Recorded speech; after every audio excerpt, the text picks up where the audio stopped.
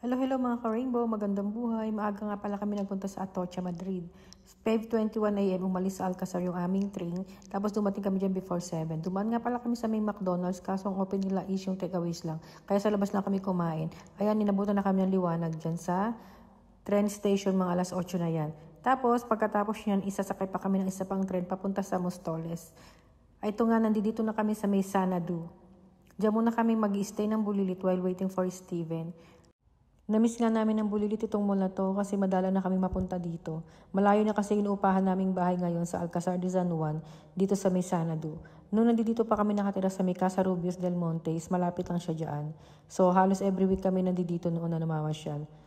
Kung mapapansin niyo, madala na kami makapag-post ng video na nasa mall. Mas dalas na lang kaming naglalakad sa town center dito sa Alcazar, outdoor or sa park. Kasi walang masyadong mall doon sa inupahan naming bahay. Parang meron lang sila doon is town center na may mga shops.